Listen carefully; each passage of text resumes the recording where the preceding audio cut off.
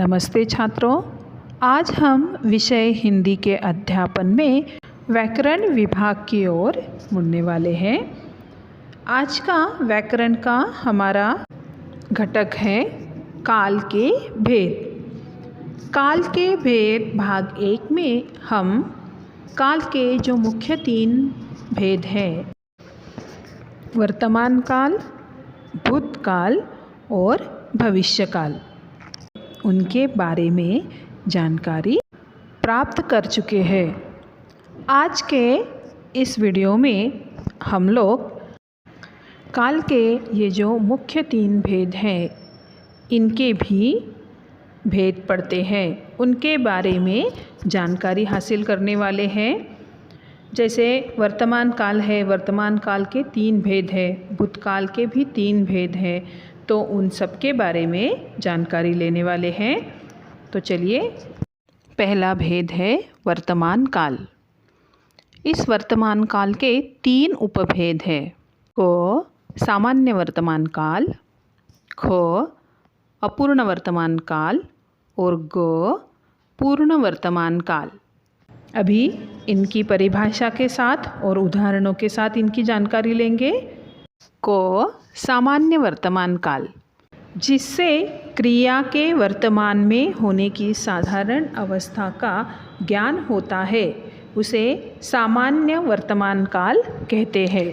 यानी कार्य वर्तमान समय में हो रहा है, परंतु कार्य पूरा हुआ है या नहीं, इसका पता इन क्रियाओं से नहीं चल पाता, और क्रिया के ऐसे रूप को सामान्य वर्तमान काल कहते हैं।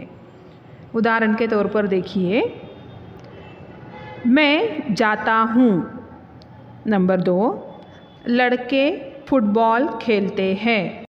अभी इन वाक्यों में जो क्रिया है, वो क्रिया सामान्य रूप से वर्तमान में होना सूचित करती है, और इसके लिए वो सामान्य वर्तमान काल कहलाती है।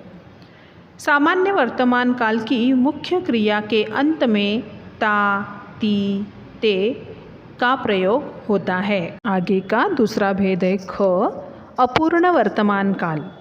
जिस क्रिया से यह बोध होता है कि क्रिया वर्तमान काल में शुरू हो गई और अभी तक पूरी नहीं हुई है, उसे अपूर्ण वर्तमान काल कहते हैं। यानी कि अपूर्ण वर्तमान काल में जो क्रिया है, वो क्रिया यह सूचित करती है कि काम शुरू हो गया है और अभी तक जारी है, यानी कि अभी तक काम चल रहा है, वह अभी पूरा नहीं हुआ है। वर्तमान काल के उस रूप को अपूर्ण वर्तमान काल कहते हैं। उसके उदाहरण देखिए। नंबर 1, मैं जा रही हूँ। नंबर 2, सोना पाठशाला जा रही है। यानी दोनों वाक्यों में, पहले वाक्य में मैं जा रही हूँ, यानी मेरी जाने की क्रिया जारी है, मैं चल रही हूँ, अभी तक पूरी नहीं हुई है। वैसे ही सोना की पाठशाला जाने की जो क्रिया है, वो भी चल रही है, अभी तक पूरी नहीं हुई है। तो ऐसी क्रियाओं को अपूर्ण वर्तमान काल कहते हैं। अपूर्ण वर्तमान काल की क्रिया में मुख्य क्रिया के साथ रहा है, रही है तथा रहे हैं का प्रयोग होता है। वर्तमान काल का तीसरा भेद यानी कि ग पूर्ण वर्तमान काल, जिस क्रिया से मालूम हो कि काम भूतकाल में आरंभ हुआ था, वह अभी वर्तमान में पूरा हुआ है, उसे पूर्ण वर्तमान काल कहते हैं। यानी पूर्ण वर्तमान काल की क्रिया यह सूचित करती है कि अब वे कार्य पूर्ण हो चुका है और उन्हें पूर्ण हुए अधिक समय नहीं बीता है, यानी कि अभी वो क्रिया पूरी हुई है वर्तमान समय में। ऐसी क्रिया के रूप को पूर्ण वर्तमान काल कहते हैं। उसके उदाहरण देखिए। नंबर 1, राम ने फल खाया है। नंबर 2, रात हो चुकी है। यानी कि ये क्रियाएं ऐसी हैं कि जो क्रियाएं वर्तमान में पूरी हुई हैं। आगे हमारा दूसरा भेद है भूतकाल। भूतकाल के 3 भेद देखेंगे। क सामान्य भूतकाल, ख अपूर्ण भूतकाल और ग पूर्ण भूतकाल। अभी इनकी उदाहरणों सहित परिभाषा के साथ हम लोग इन भेदों की जानकारी लेंगे।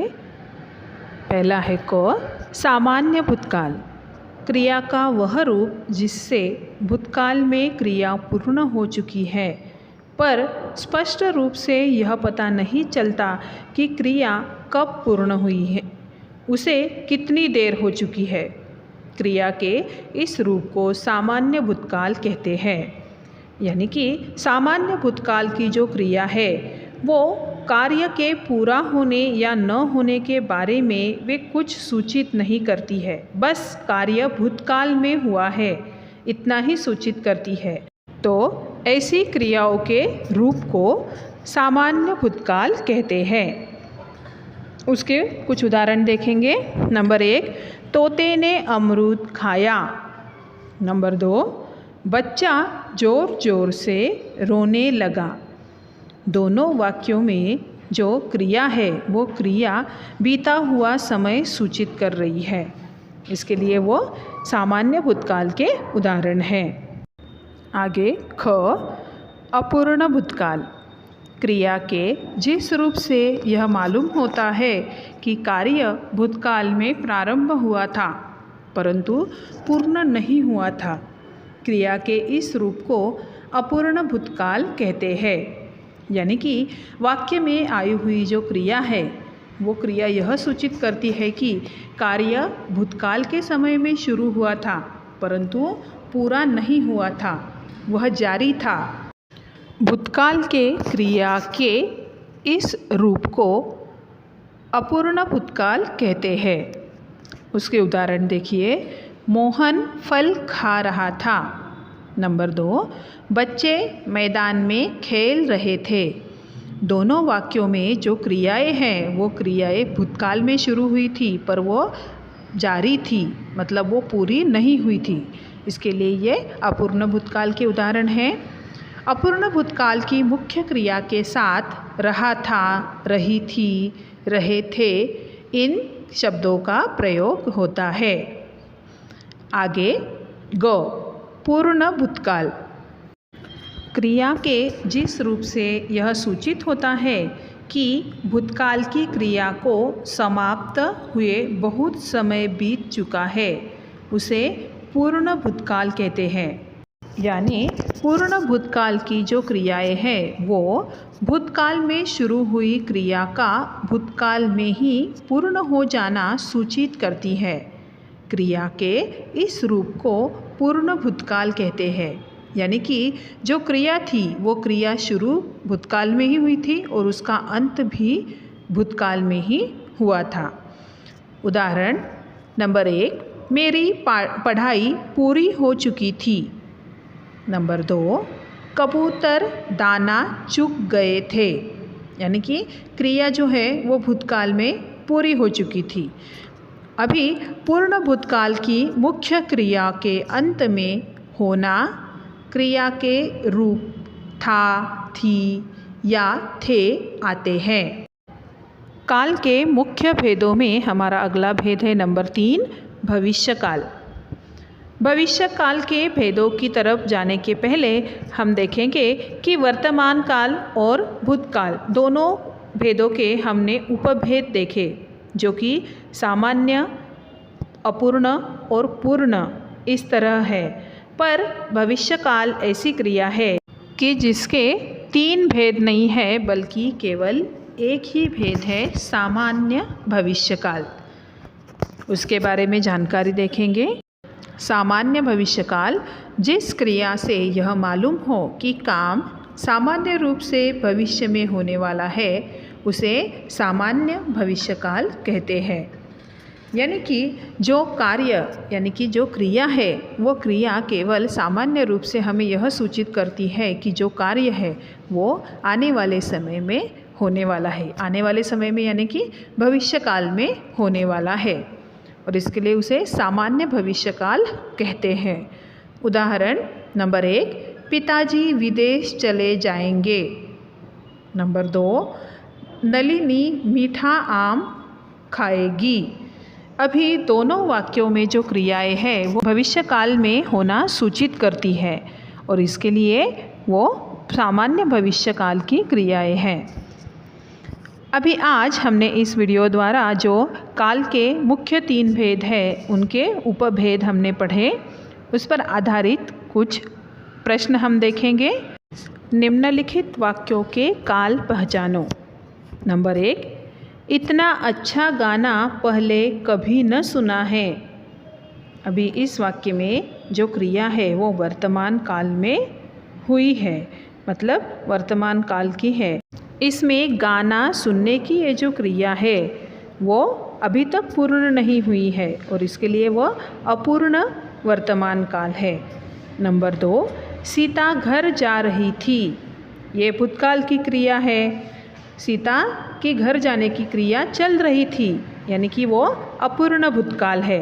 नंबर 3, सूर्य का अस्त पश्चिम में होता है। यह वर्तमान काल की क्रिया, यानी कि हमेशा सूर्य का अस्त जो है वो पश्चिम दिशा में ही होता आ रहा है, हो रहा है।